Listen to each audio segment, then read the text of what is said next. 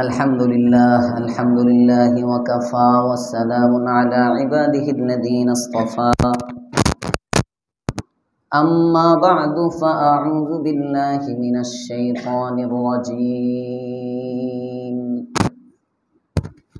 بسم الله الرحمن الرحيم يا أيها الذين آمنوا عليكم أنفسكم لا يضركم من ضل إذا اهتديتم إلى الله مرجعكم جميعا فينبئكم بما كنتم تعملون وقال رسول الله صلى الله عليه وسلم ائتمروا بالمعروف وتناهوا عن المنكر أو كما قال عليه الصلاة والسلام اللهم صل على سيدنا محمد النبي الأمي وعلى آله وسلم تسليما اللهم صل على سيدنا محمد النبي الأمي وعلى آله وسلم تسليما اللهم صل على سيدنا محمد النبي الأمي وعلى آله وسلم تسليما سبحانك لا علم لنا إلا ما علمتنا إنك أنت العليم الحكيم আলহামদুলিল্লাহ মুআজ্জাজ মুহতারাম মুসল্লিয়ান কিরাম মুরব্বিয়ান ইজম যুবক ভাইরা ছোট বন্ধুরা শুকরিয়া রব্বে করিমের দরবারে যে মহান মালিক আমাদেরকে সালাতুল জুমা আদায়ের উদ্দেশ্যে মসজিদে আসার তৌফিক দান করেছেন কালিমাতুশ শুকর পড়ি আলহামদুলিল্লাহ। আলোচনা চলছিল গত সপ্তাহে দুর্নীতি মুক্ত সমাজ গড়ার উপায় সম্পর্কে।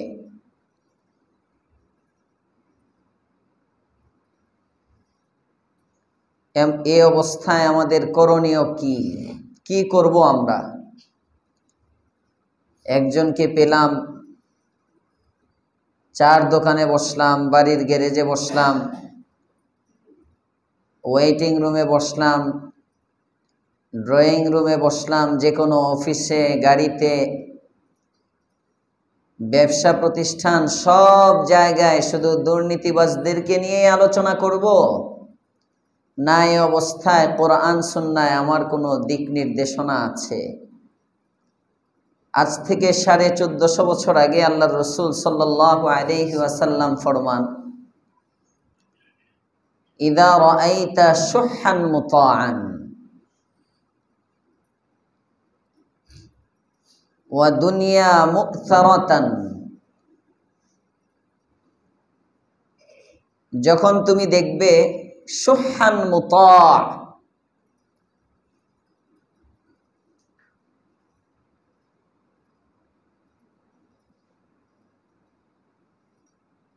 শুহহুন শব্দের অর্থ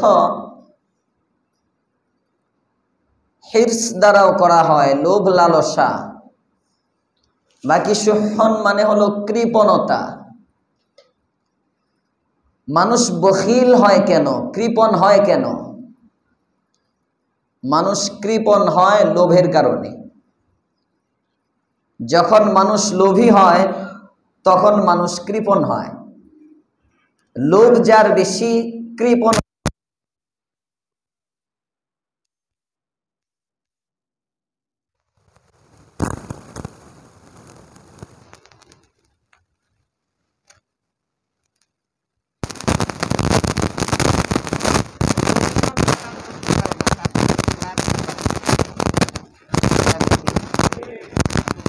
যা আছে তারপরেও তো আরো লাগে, এই কখনো দান করতে পারে না। কৃপণ। আল্লাহ রাসূল সাল্লাল্লাহু আলাইহি ওয়াসাল্লাম বলেন, ইদা রাআইতা শুহহান মুতাআন, যখন তুমি দেখবে এমন কৃপণতা যার অনুসরণ করা হচ্ছে, মানে টাকা পয়সাকে শুধু সঞ্চয় করা হচ্ছে, খরচ করা হয় না, লুইটা বুইটা শুধু নেওয়া হইতেছে, দেওয়া হয় না। পেঁয়াজের ব্যবসায়ীরও লাগে, আলুর ব্যবসায়ীরও লাগে, পুলিশেরও লাগে, সেনাবাহিনীরও লাগে, সবার শুধু লাগে আর লাগে।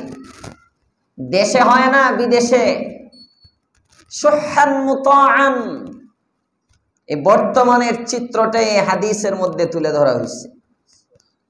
ইসলাম যে একটা পূর্ণাঙ্গ জীবন বিধান, কিয়ামত পর্যন্ত সমস্ত সমস্যার সমাধান ইসলামের মধ্যে আছে, এই হাদিসও তার একটা উজ্জ্বল দৃষ্টান্ত। সুবহানাল্লাহ। ইযা রাআইতা শুহহান মুতাআন, রাসূল বলেন, যখন দেখবে সমাজের মধ্যে এক শ্রেণী শুধু টাকা পয়সা সঞ্চয় করার মধ্যে ব্যস্ত, ওয়া হাওয়ান মুত্তাবাআন, প্রবৃত্তির অনুসরণে ব্যস্ত। হাওয়া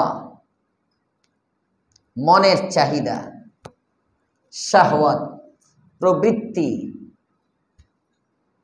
আমার মন যা চায় আমি তাই করি। আরেকটা চাওয়া আছে, সেটা হলো শরীয়তের তাকাজা, আমার রব আমার কাছে কি চান, মালিক আমার কাছে কি চান। মালিক কে? আল্লাহ। আল্লাহ তাআলা বান্দা হিসেবে, তিনি রব হিসাবে, আমি বান্দার নিকট তার চাওয়াটা কি?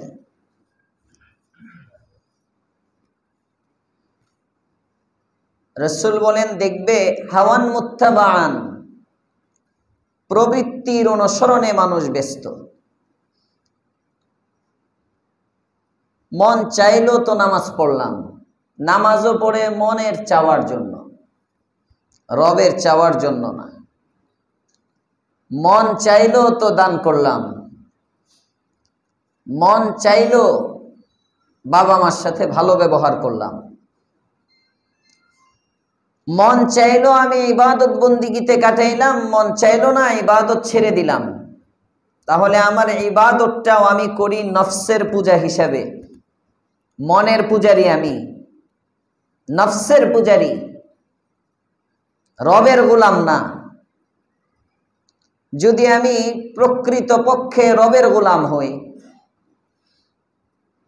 এক আল্লাহ তাআলার, লা ইলাহা ইল্লাল্লাহ, আল্লাহ ছাড়া কোনো ইলাহ নাই, এই যে একটা কথা আমার কালিমা, যার মাধ্যমে আমি ঈমানে প্রবেশ করলাম, ইসলামে দাখিল হইলাম, যেটা আমার পরিচয়,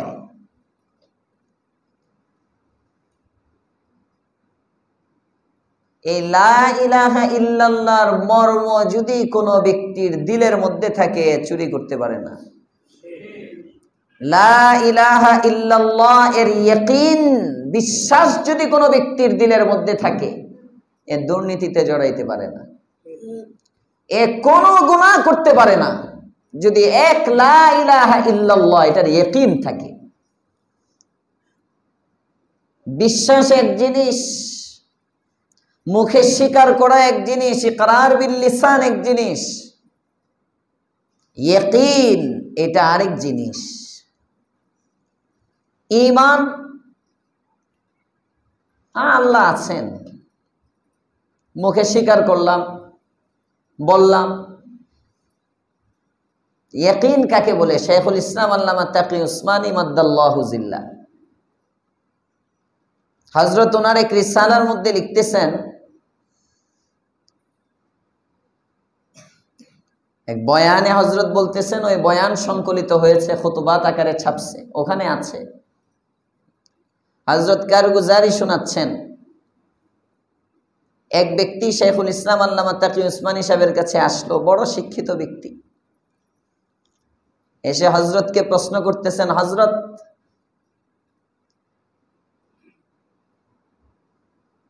আপনারা বলেন আল্লাহ এক,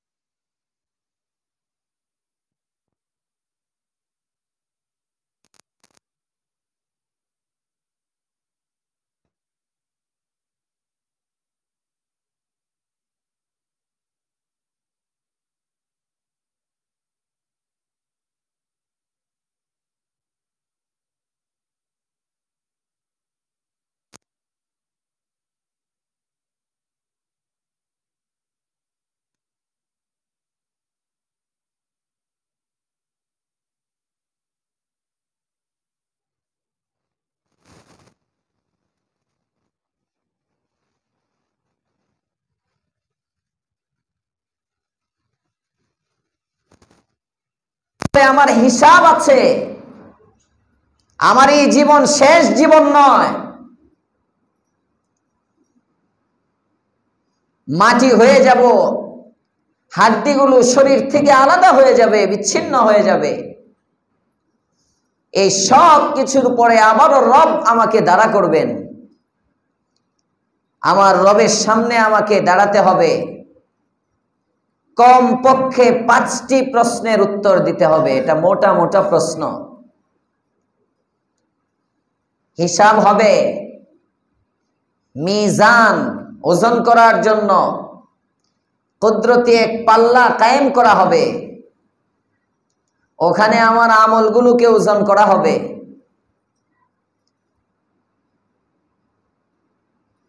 আমার ইলম সম্পর্কে জিজ্ঞেস করা হবে,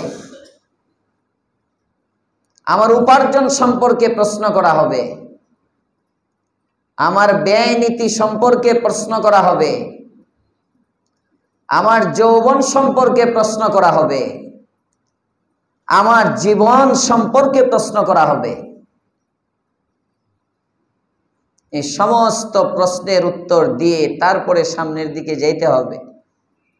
আমল নামায় যদি ওজন, ডান পাল্লা যদি ভারী হয়, ওজনই হয়, তাহলে নাজাত হবে, আর যদি বাম পাল্লা ভারী হয়ে যায় তাহলে জাহান্নামে জ্বলতে হবে। ঈমান যদি নির্ভেজাল থাকে, এক সময় জ্বলতে জ্বলতে জ্বলতে জ্বলতে পার পাওয়া যাবে। আর যদি ঈমানের মধ্যে কোনো শিরকের মিশ্রণ থাকে, ঈমানটাই যদি না থাকে, তাহলে তো অনন্ত সীম কাল কুফর এবং শিরকের সাজা হিসেবে জাহান্নামে থাকতেই হবে, চিরস্থায়ী জাহান্নাম। মুশরিকের কোনো নাজাত নাই, কাফেরের কোনো নাজাত নাই। এই যে কথাগুলো, এই ইয়াকিন যদি কারো দিলের মধ্যে থাকে, সে সিন্ডিকেট করে পেঁয়াজের দাম বাড়াইতে পারে। হ্যাঁ হ্যাঁ, বুঝেন? সব কিছুর মূলে গিয়ে এই বিশ্বাসটাই নাই, ইয়াকিন নাই, মুখে বলতেছে, দাড়ি রাখতেছে, বিরাট বড় দাড়ি, মনে হয় পিসাব বায়াত হয়ে যায়, মুরিদ হয়ে যায়, বিশাল দাড়ি রেখে রেখে ঘুষ খাইতেছে। আছে না নাই? এই দাড়িটা রাখছে ঘুষের দাড়ি, এই দাড়ি হলো ঘুষের দাড়ি। কিছু দাড়ি আছে, এটা সুন্নতি দাড়ি না। অনেক সময় দেখবেন সারা জিন্দেগি শেভ করে রিটায়ার্ডের সময় যখন কাছাকাছি চলে আসে তখন তাড়াতাড়ি দাড়ি রাখে, কারণ রিটায়ার্ডের পরে করবে কি? এলাকায় বড় একটা বাড়ি আছে, দাড়িটারি বড় করে রাখলে যদি মসজিদের সভাপতি হওয়া যায় তাহলে না মাতবরি করতে পারবো। আছে না নাই? তো এই দাড়িটা সুন্নতি দাড়ি না, এটা হলো সভাপতি হওয়ার দাড়ি। আবার আমরা সভাপতি সাহেবের মিলায়েন না, ওনার তো আমি আগের থেকে এই দাড়ি দেখতেছি, এটা না। বললাম ইবাদত মানুষ, আমরা এখানে যারা ইবাদত করতেছি, 1000-1200 মুসল্লি জুমার দিন নামাজ পড়ি, সবাই ঘরে গিয়ে আমি আমারটা হিসাব করি, আপনি আপনারটা হিসাব করেন যে কয়জনে আল্লাহর জন্য আজকের নামাজটা পড়ছেন, কয়জনে সিজদা। অনেকে নামাজ পড়ে আমার সন্তান অসুস্থ, এতদিন পড়ি না, আরে ভাই জুমাটাও যদি না পড়ি কেমন দেখা যায়, কেমন দেখা যায়। এই জন্য আমি জুমা পড়তে আসলাম, আমার রব তার হুকুম ইবাদত এটা আমাকে করতে হবে, এজন্য না। আমি ইমাম যদি নামাজ না পড়ি মানুষ কি বলবে, আমি আলেম যদি তাহাজ্জুদ না পড়ি মানুষ কি বলবে, আমি এক মাদ্রাসার শাইখুল হাদিস আমি যদি জিকির না করি আমার মুরিদরা কি বলবে, পিসাব আমি যদি জিকির না করি। এই যে এভাবে যদি হিসাব করি তাহলে বোঝা যাবে আল্লাহর জন্য কয়জন করি, যে কারণে আমাদের ইবাদতের কোনো সামারা, ইবাদতের কোনো ফলাফল প্রকাশিত হচ্ছে না, প্রকাশ পাচ্ছে না। সাহাবায়ে কেরাম যা করতেন কার জন্য করতেন? আল্লাহর জন্য করতেন, একমাত্র লিল্লাহ ফিল্লাহ। আমার জীবন মরণ সব আল্লাহর জন্য উৎসর্গ, আমার সমস্ত আমল আল্লাহর জন্য, যে কারণে ওনারা ডাক দিচ্ছেন আর সাথে সাথে সাড়া পেয়েছেন। আল্লাহর সাথে তাআল্লুক গভীর ছিল, সম্পর্ক ভালো ছিল, প্রবৃত্তির চাহিদা পূরণ করতেন না। কুরআনে কারীমের মধ্যে আল্লাহ তাআলা বলেন, ফামান ইত্তাবা হাওয়াহ ফামাসালুহু কামাসালিল কালব, যে ব্যক্তি প্রবৃত্তির অনুসরণ করে তার দৃষ্টান্ত হলো কুকুরের দৃষ্টান্তের ন্যায়। কুকুরের সাথে তাকে তুলনা করছেন।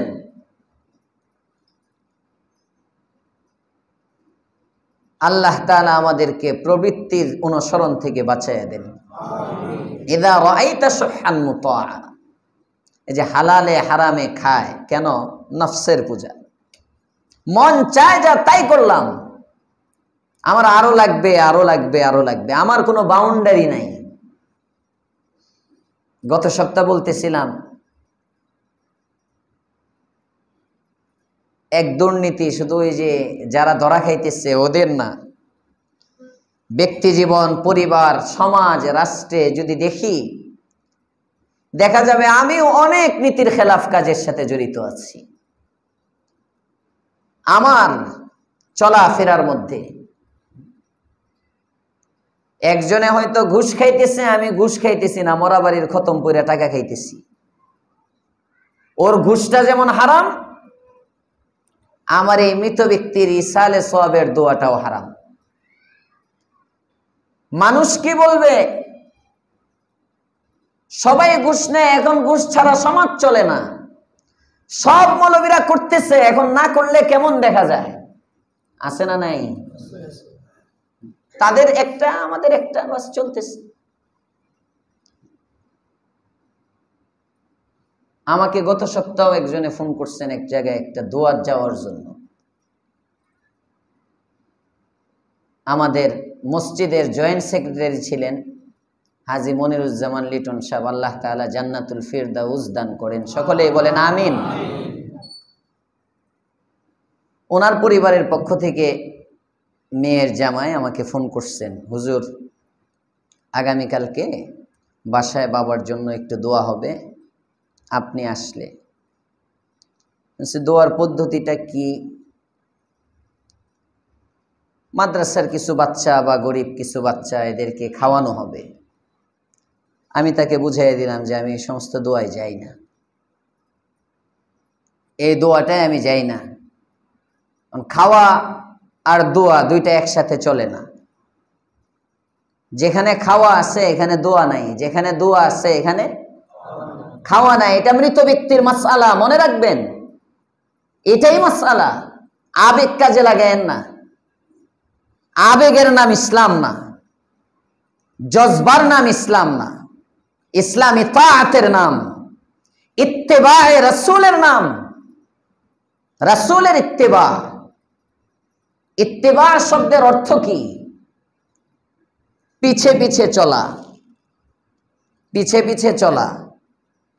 আপনি যাচ্ছেন আপনার পদাঙ্ক অনুসরণ করে, কদমে কদমে চলা। আপনার পাটা যেখানে পড়ছে আমার পাটা হুবহু এখানে পড়বে। এটাকে বলা হয় ইত্তিবা আরবিতে।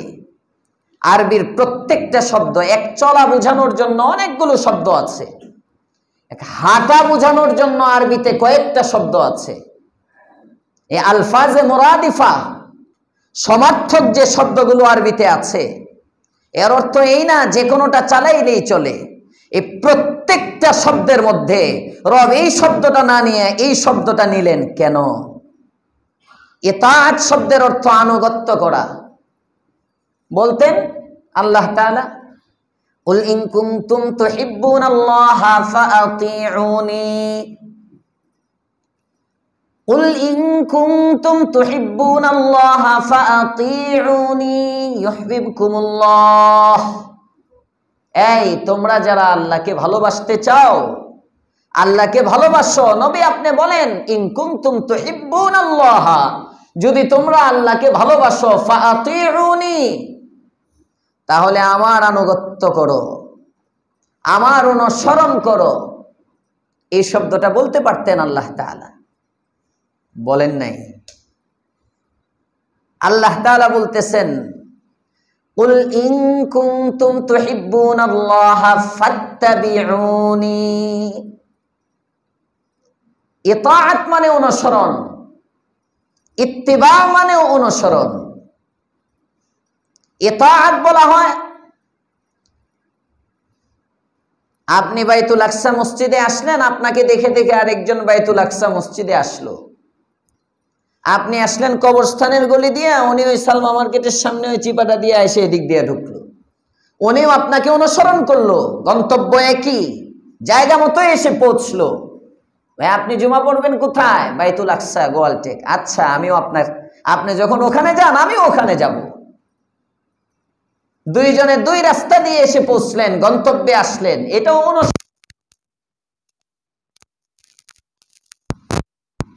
সে রাস্তার ডান পাশ দিয়ে আসছে, আপনি রাস্তার বাম পাশ দিয়ে আসছেন, এভাবেও ফলো হয়, অনুসরণ হয়।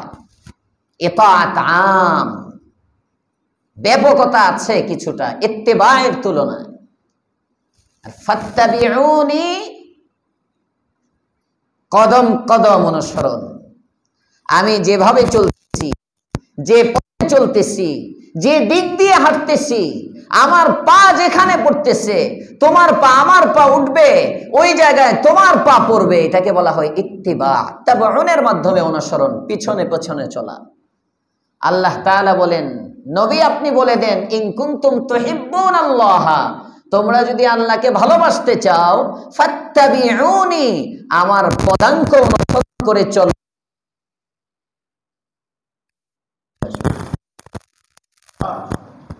এটার না এখন আমি আমার মন চাই ব্যাস চালাই তো চললাম।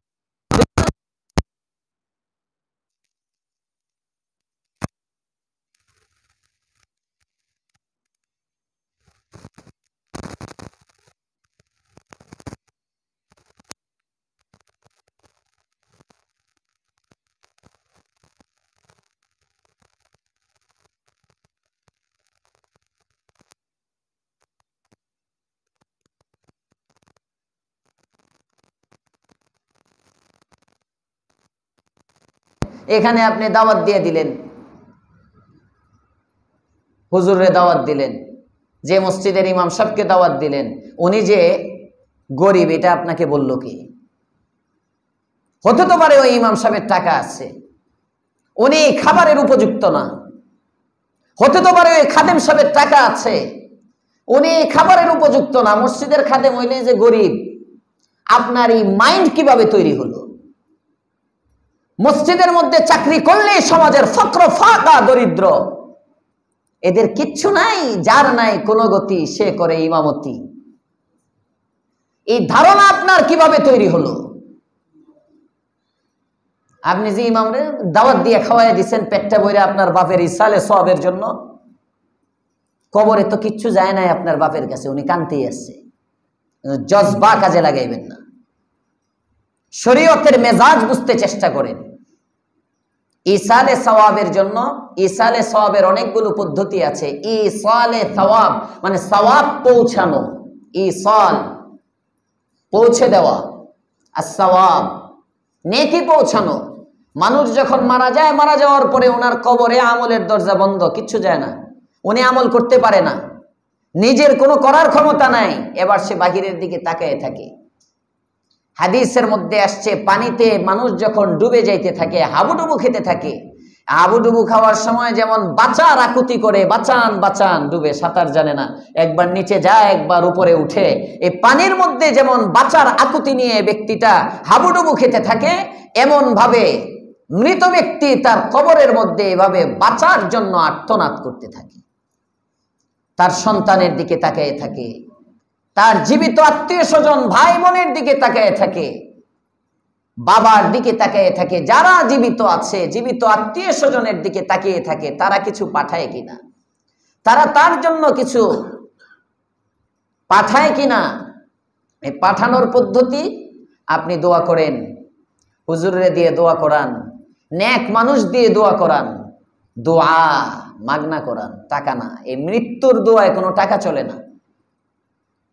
হুজুর আপনি আমার আব্বা মারা গেছেন, তার জন্য দোয়া করেন, 1000 টাকার একটা নোট দিলেন, এই দোয়া কবরে যাবে না। বুঝতেছেন? এটা কবরে যাবে না দোয়া, এটা জমিনের উপরেই থেকে যাইব। নিরেট আপনার আব্বার জন্য টাকা ছাড়া দোয়া করান। ইসালে সওয়াব, মৃত ব্যক্তির জন্য যেটা হয়, এটার মধ্যে কোনো বিনিময় চলে না। হ্যাঁ, এক পদ্ধতি, কোরআন খতম করেন, কোরআনে কারীম খতম করেন, আপনি নিজে করেন, মাদ্রাসার ছাত্র দিয়ে করান, হাফেজ দিয়ে করান, ইমাম দিয়ে করান, মুয়াজ্জিন দিয়ে করান, খাদেম দিয়ে করান, আপনার বোন ভাই সবাই মিলে করেন, কোনো সমস্যা নাই। এই খতমের সওয়াব যাবে কবরে। তবে খতমটা পড়ায় একটা খাওন দিয়ে দিলেন, যারা 10 জন খতম পড়ছে তাদেরকে খাওয়াইয়া দিলেন, তাহলে এটার বিনিময় তো আপনি এই যে দুনিয়ায় যখন আদান প্রদান হয়ে গেল, এটা মৃত ব্যক্তির কবরে এই খতমের সওয়াব যাবে না, এটা ইসালে সওয়াব হয় না। পৌঁছানোর মতো কিছু নাই, ফান্ডে কোনো জমা নাই, আদান প্রদান দুনিয়াতেই সব হয়ে গেছে। মৃত ব্যক্তির ক্ষেত্রে বলতেছি, জীবিত না, মৃত ব্যক্তির মাসআলা বলা হচ্ছে। আপনি কাউকে খাওয়াতে চান আপনার বাবার নামে না তো, বাবার পক্ষ থেকে, এটাও আমাদের সমাজে ইসলাহ দরকার। যেমন কুরবানি দেই আমরা, হ্যাঁ, 7 নামে বলি না আমরা, 7 নামে, 3 নামে, 4 নামে, 5 নামে, 2 নামে। আমার মেয়ের নামে আকিকা, না না না। আমার ছেলের নামে আকিকা, না, ছেলের পক্ষ থেকে আকিকা, ছেলের নামে না। নাম কার নামে? আমরা বলতেছি বিসমিল্লাহ, জবাই করার সময় বলতেছি কি? বিসমিল্লাহি আল্লাহু আকবার। সবচেয়ে বড় সত্তা আল্লাহ, তার নামে জবাই করতেছি, বলতেছি বিসমিল্লাহ। হাদিসের মধ্যে যে শব্দগুলো আসছে কুরবানির দোয়ার মধ্যে, মিন ফুলান ইবনি ফুলান, মিন ফুলান অমুকের পক্ষ থেকে, শরীকানা কুরবানির মধ্যে বলেন অমুকের, এই কুরবানিটা অমুকের পক্ষ থেকে। মিন ফুলান, মিন মানে থেকে, মিন মানে নামে না, ইসমুন মানে নাম, বিসমিল্লাহি আল্লাহর নামে আমার পক্ষ থেকে কুরবানি, আল্লাহর নামে অমুকের পক্ষ থেকে কুরবানি। মনে থাকবে ইনশাআল্লাহ। তো আপনার বাবার পক্ষ থেকে আপনি কাউকে খাওয়াইতে চান, বাবার নামে না। বাবার নামে খাওয়াইলে এই যে তখন আবার মাজার পূজারী যারা, বন্ড যারা, তারা কইব খতিব সাহেব যদি মরা বাবার নামে খাওয়াইতে গেলে আমগোর বাবা তো জেতা খান খাই বসে রয়েছে, তার নামে খাওয়ানো যাবে না কেন? বাবার পক্ষ থেকে, নিজের বাবার, মৃত বাবার পক্ষ থেকে যদি আপনি খাওয়াতে চান, খাওয়ান। এই খাবারের মুস্তাহিক উপযুক্ত গরিব, মিসকিন, ফকির তারা খাবে। যারা যাকাতের উপযুক্ত তাদেরকে খাওয়ান, ইসালে সওয়াব। এই খাবারটা এটা খাওয়াবেন, বাস। ওই দিন আর কোনো দোয়া নাই, ওই দিন ইবাদতের নাম ভুলে গেছে। ওই দিনের ইবাদতের নাম কি? খাওয়া। সবাই বলেন ওই দিনের ইবাদত কি? খাওয়া। এই খাওয়াও একটা ইবাদত, এটার সওয়াবটা যাবে বাবার কবরে। ওই খাওয়ার সাথে দোয়া নাই, শুধু খাওয়ায় দেন। এই যে খাওয়াইলেন, এই খাওয়ানোর সওয়াবটা বাবার কবরের মধ্যে চলে যাবে। আমাদের এখন গতানুগতিক হুজুররা মানে খাইতেছি, একটু দোয়া না করলে কেমন দেখা যায়। এই কেমন দেখা যায় কোনো কিতাব নাই। কেমন দেখা যায় এটার নাম শরীয়ত না। যেমন দেখা যাক, আমার রব যা বলছেন এটার নাম শরীয়ত। কেমন দেখা যায় এটা নফসের পূজা, হাওয়ান মুত্তাবা। ভালো দেখা গেলে করলাম, খারাপ দেখা গেলে ছেড়ে দিলাম। দাড়িটা কেমন দেখা যায়? আমার মাদ্রাসার সামনে বিল্ডিং এ একজন থাকেন, উনি দাড়ি রাখছেন। আমি বললাম, মাশাআল্লাহ, আপনাকে তো অনেক সুন্দর দেখা যাইতেছে। খালি আপনি এই করুন, খালি আমি বললাম যে মানে কই বাসার থেকে বা আশপাশে সবাই কই যে ইন্দা পুরা চাপ দাড়ি না, ইন্দা একটু দাড়ি, এটা নাকি কারণ এদের রুচি আছে নাকি? সুন্দর জিনিস বোঝার জন্য রুচিটা সুন্দর হইতে হয়। কি সুন্দর দাড়ি মাশাআল্লাহ আপনার। তো এই যে কেমন দেখা যায়, এখন যদি উনি চিন্তা করেন বেগমে বলে তোমারে খারাপ দেখা যায়, বন্ধু বান্ধব বলে খারাপ দেখা যায়, বাস চাইছে ফেললাম, শেষ। যেমন মন চায় তেমন দেখা যাক, আমার রব বলছেন রাখতে হবে, রাখবো। আমার নবী করছেন, আমি করব। এটার নাম কি? ইত্তিবা, অনুসরণ। তো রাসূল বলেন, ইযা রাআইতা শুহহান মুতাআন, মানুষ যখন কৃপণতা করে, কৃপণতা অবৈধভাবে টাকা উপার্জন করে, এরপরেই বলতেছেন ওয়া হাওয়ান মুত্তাবাআন, প্রবৃত্তির অনুসরণ করে। তার মানে অবৈধ উপার্জন করার জন্য প্রবৃত্তির অনুসরণ লাগে। অবৈধ উপার্জন ওই ব্যক্তি করে যে মন চাহি চলে। ওনাকে যখন বুঝাইয়া বলছে, উনি বুঝছেন, আমারে আর দোয়াতে নেয় নেই। আল্লাহ জানে পরে কেউ গিয়া করছে কিনা দোয়া, কোন হুজুর আইছে। আমার কোনো হুজুর না গেলেই হইল। অনেক সময় এমন হয়, মাসআলা আমি একটা বলি, হঠাৎ মাঝে মাঝে এদিকে একটা দোয়া হইছে, এখানে ইনসাফ টাওয়ারের পক্ষ থেকে এক দোয়া হইছে। দোয়ার আমি পরে খবর পাইলাম একজনে গিয়ে দোয়া করছেন। আমি জিজ্ঞেস করলাম আর একজনের, দোয়ার মধ্যে খাওয়া হয়েছে নাকি? আচ্ছা হ্যাঁ। পরে আমি না খাইলাম, আমি এই দোয়াটা করলাম কেন? খতিব সাহেব যে মাসলা বলতেছে, এই মাসআলা যদি ইমাম তার বিরুদ্ধে করে, মুয়াজ্জিন যদি তার বিরুদ্ধে করে, খাদেম যদি তার বিরুদ্ধে করে, মুসল্লিরা তো আরো মানবে না। এরা চিন্তা করবে খতিবের ফতোয়া তো ওনার ইমামে আমল করে না, ওনার মুয়াজ্জিনে আমল করে না, ওনার খাদেমে আমল করে না, আমরা তো এলাম তার অঙ্গের বাহিরে। এটা তো একটা অঙ্গ, এটা তো অঙ্গ সংগঠন একটা। কমিটি যদি আমল না করে, মুসল্লি আমল করবে কেন? বুঝেন নাই? কমিটি তো মসজিদের আফরাদ, মুসল্লি তুলনামূলক সবাই সবাই মিলে একটা মসজিদ, একটা সমাজ। খতিব, ইমাম, মুয়াজ্জিন, খাদেম, এই চারজন মনে করেন চার ভাই। এরপরে কমিটি আরেকটু আপন, তারা মসজিদ পরিচালনায় আছে। আমলগুলো আগে এইভাবে নিতে হবে। এভাবে যখন নিতে থাকবে, আস্তে আস্তে মুসল্লি, এভাবে সমাজ পরিবর্তন হবে। আর সমাজ যখন বদলাবে, এই সমাজে সমাজে মিলে দেশটা সুন্দর হয়ে যাবে।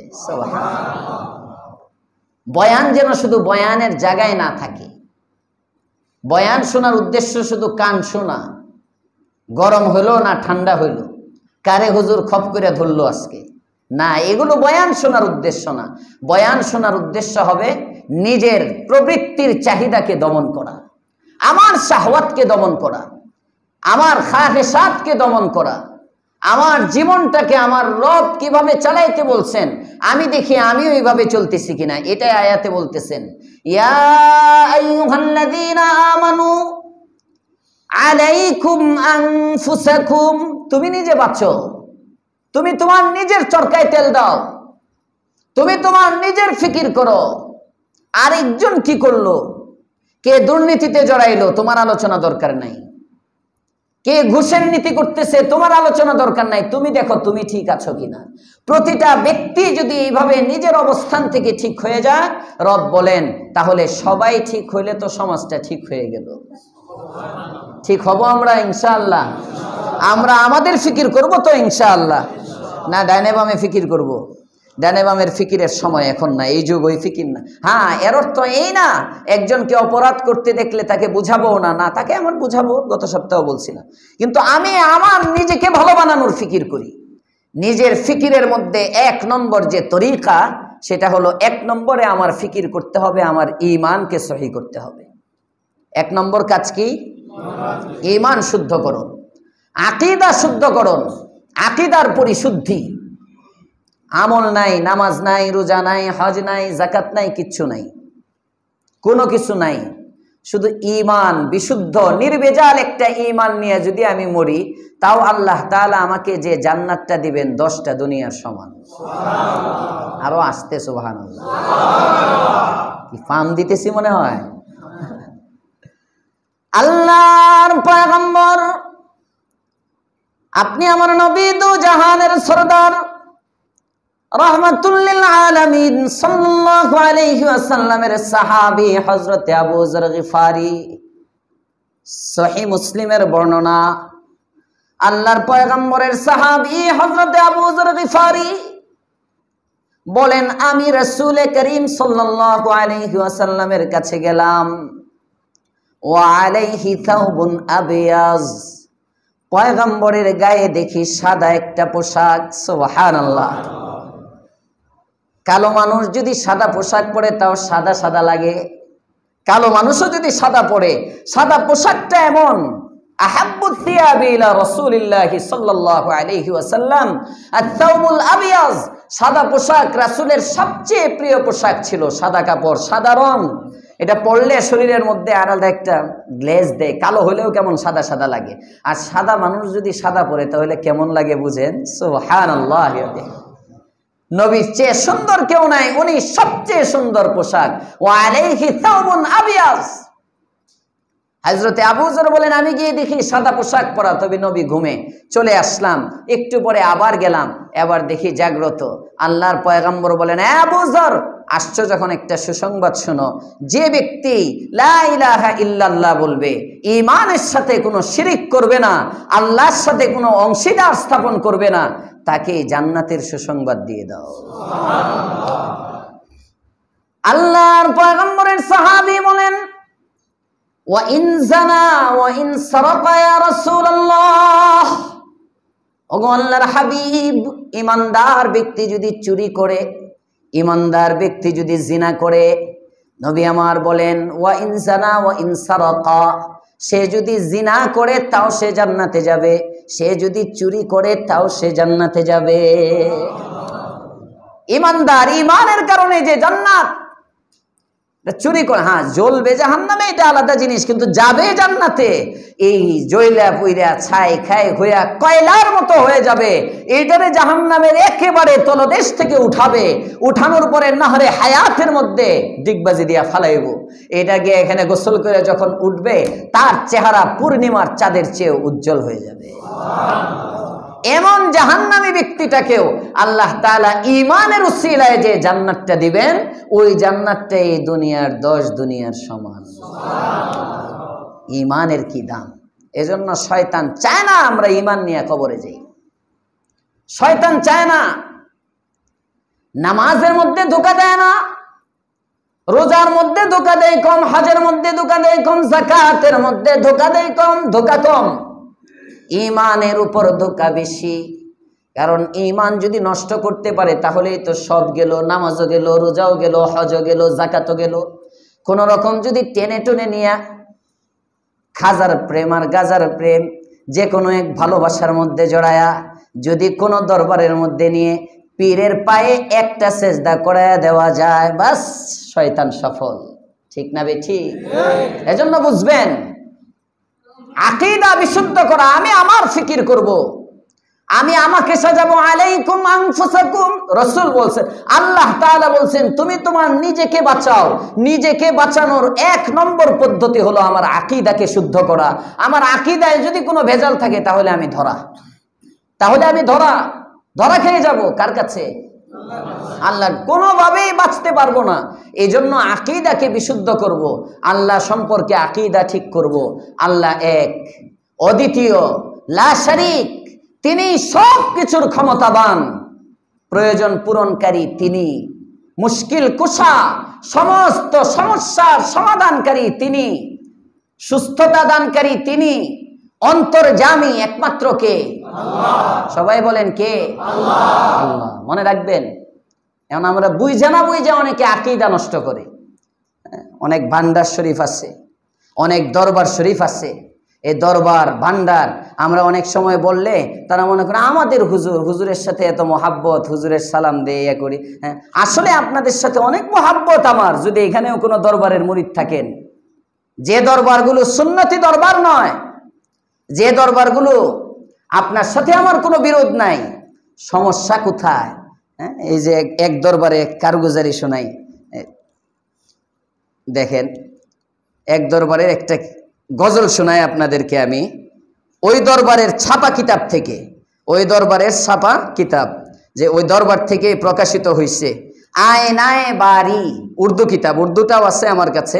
এটার আবার দরবারের এক মুরিদ বাংলা করছে, ওই দরবারের এক মুরিদ। এখানে একটা কবিতা আছে, আমি দুইটা কলি আপনাদেরকে শোনাই। শানে গাউসুল আজম ভান্ডারী, আয়নায় বাড়ি থেকে অনুদিত, বইয়ের নাম হলো চির বসন্তী বাগ।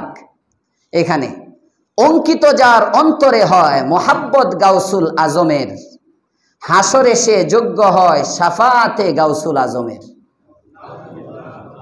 বুঝছেন না? না বুঝে নাউজুবিল্লাহ বলছেন।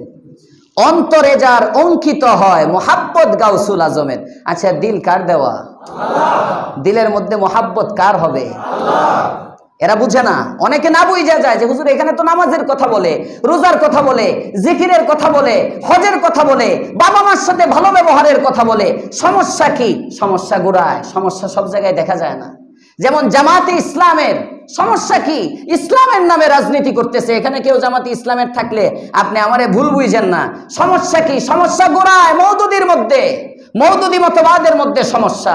সমস্যা আপনার না তো, আপনি তো হুজুগে ইসলামের নাম দেখে চলে আসছেন, আপনি তো দাড়ি দেখে গিয়ে মুরিদ হয়ে গেছেন, আপনি তো টুপি দেখে গিয়ে মুরিদ হয়ে গেছেন, আপনি তো নাম, তো গোড়ায় সমস্যা। এই গোড়ায় সমস্যার একটা আসর পড়ে। এজন্য উলামায়ে কেরামের কাজ হলো রাহনুমাই করা। অঙ্কিত যার অন্তরে হয় মোহাব্বত গাউসুল আজমের, হাসরে সে যোগ্য হয় শাফাত গাউসুল আজমের। প্রেমাস্পদ তিনি আল্লাহর, তিনি যে মাহবুব নবীজির।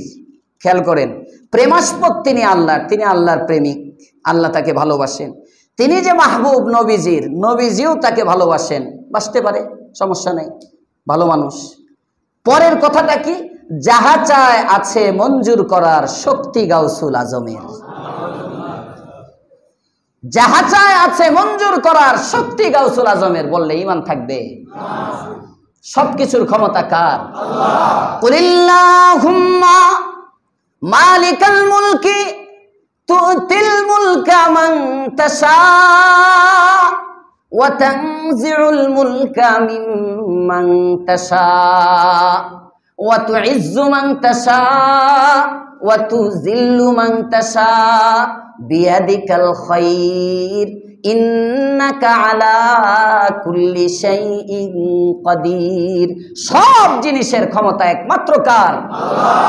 আল্লাহ। আল্লাহ তাআলা ইচ্ছা করলেই সবকিছু মঞ্জুর করতে পারেন। এভাবে সকলের চাহিদা পুরায়, সমস্যার দেন যে সমাধান। নাউজুবিল্লাহ। আরেক কলি, সকলের চাহিদা পুরায়। সবার চাহিদা নাকি গাউসুল আজম পূরণ করে? নাউজুবিল্লাহ। সমস্যার দেন যে সমাধান, পলকে বাসনা পুরায় মমতা গাউসুল আজমের। গাউসুল আজমের মমতা যদি কারো সাথে থাকে, চোখের পলকে তার বাসনা পূরণ হয়ে যায়। আল্লাহ আমাদেরকে সঠিক আকীদা সংরক্ষণের তৌফিক দান করেন, বলেন আমিন। এজন্য আমাদের এক নম্বর কাজ নিজের ঈমান বাঁচানো। আজকে চতুর্মুখী এক ভান্ডার শরীফ থেকে আঘাত আসতেছে এরকম না, এরকম ঈমান বিধ্বংসী সমাজের মধ্যে বহু জিনিস আছে যেগুলো শিরকে বিল্লাহর মধ্যে নিয়ে যায়, সূক্ষ্মভাবে আমাদের তাওহীদ একাত্মবাদ থেকে আমাদেরকে সরায় দেয়। আমরা আমাদের সমাজ সংশোধনের জন্য, আমার ব্যক্তি নিজের জীবন পরিশুদ্ধ করার জন্য এক নম্বর কাজ হবে আমার ঈমানকে শুদ্ধ করা। পারবো ইনশাআল্লাহ? এই শুদ্ধ করার জন্য বড় একটা পথ আছে, সহজ পথ। এটা হলো ঈমানি মেহনতের মধ্যে লেগে যাওয়া। পারলে সব গুজারি না করতে পারেন, অন্তত বৃহস্পতিবারে মাগরিবের নামাজের পরে গিয়ে বয়ান শুনে আবার চলে আসবেন। ইস্তেমার মাঠে যান, ঈমানের মেহনত যেগুলো আছে, ঈমান তাফসিরের মধ্যে বসেন, জুমাতে তো আসেনি, ইস্তেমা, এটা ঈমানি মেহনত। তাওহীদ রিসালাত আখিরাতের দাওয়াতি দেয়। তাবলীগের যে মেহনত, এই মেহনতটা ঈমানি মেহনত, মানে এখানে মূল ঈমানের যে বড় তিন শাখা তাওহীদ রিসালাত আখিরাত, এই তিনটা নিয়ে সব সময় চর্চা, এই তিনটারই মুযাকারা, এই তিনটারই আলোচনা। পারলে ওখানেও সময় দেন, মাসে পারলে 3 দিন দেন, মাসে 3 দিন দেন। পারতেছেন না অন্তত সব গুজারিতে যান, হ্যাঁ তাও পারতেছেন না, কষ্ট হয়ে যায়, কমাস কম সপ্তাহে 1 দিন যে উমুমি গাস্ত হয়, ঈমানি মেহনত হয়, প্রতি বুধবার দিন এখানে একটু সময় দেন না।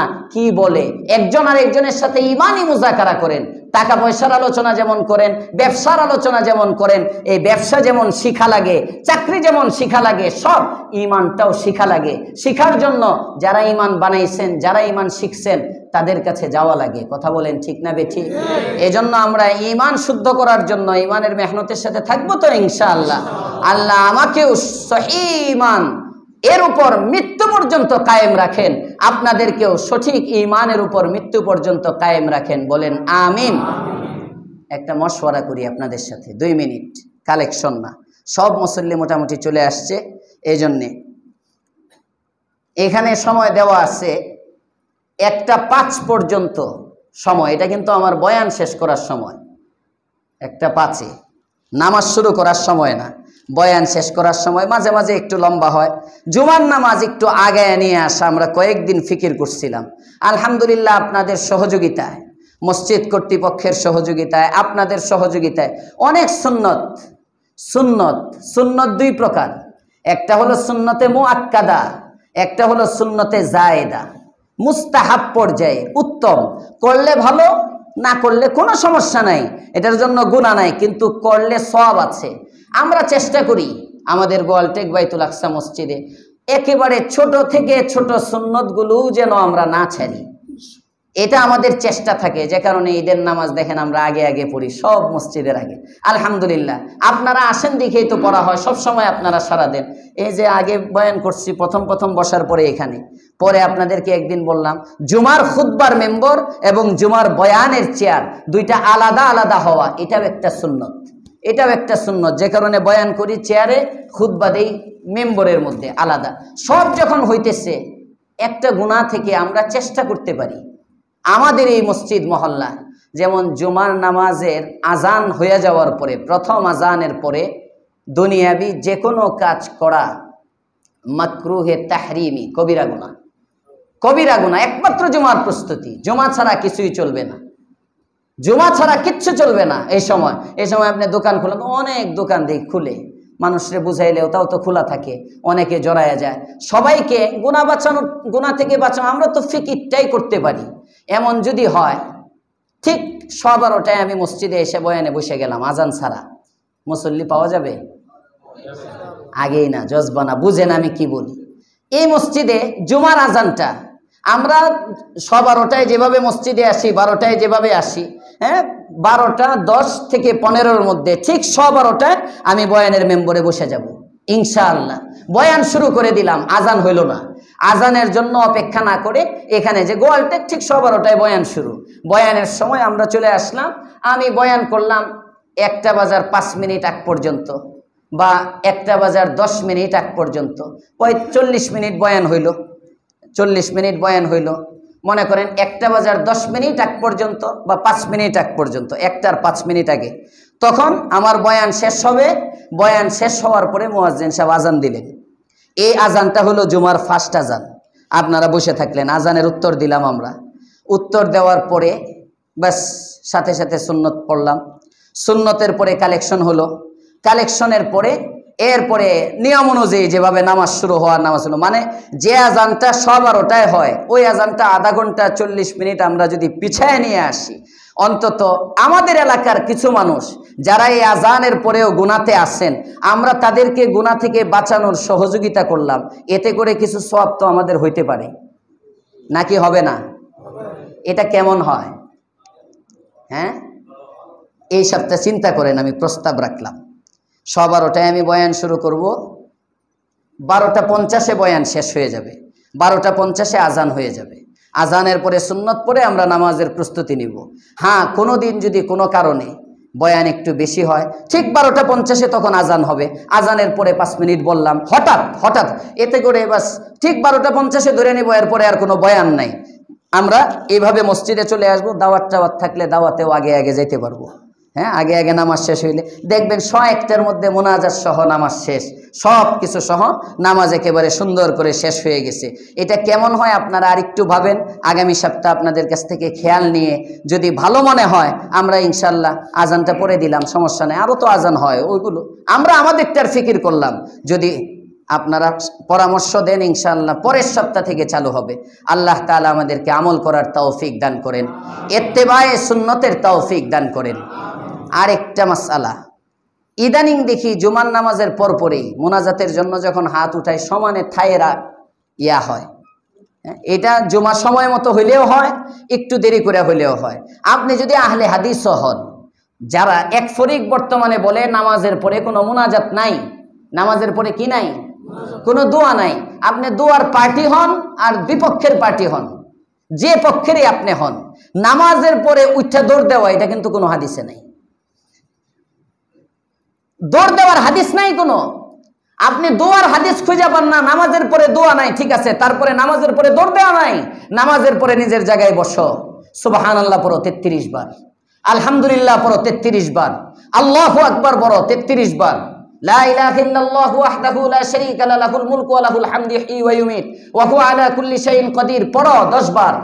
সূরা ফাতিহা পড়ো 1 বার, সূরা কাফিরুন পড়ো 1 বার, সূরা ইখলাস পড়ো 1 বার, ফালাক পড়ো 1 বার, নাস পড়ো 1 বার। আল্লাহুম্মা লা মানিআ লিমা আ'তাইতা ওয়া লা মু'তিয়া লিমা মানা'তা ওয়া লা ইয়ানফা'ু যাল জাদ্দি মিনকাল জাদ পড়ো। সুবহানাল্লাহ, আস্তাগফিরুল্লাহ 3 বার শুরু থেকে, আল্লাহু আকবার পড়ো।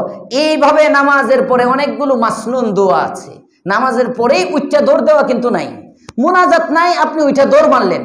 কোথায় পাইলেন দৌড় দেওয়ার হাদিস? হাদিসটা দেখায় যেতে হবে, হাদিসটা দেখায় যেতে হবে। আপনি যে উঠে গেলেন, হ্যাঁ আপনার প্রস্রাব ধরছে, জরুরত, উঠে দৌড় দিচ্ছেন, ভিন্ন কথা।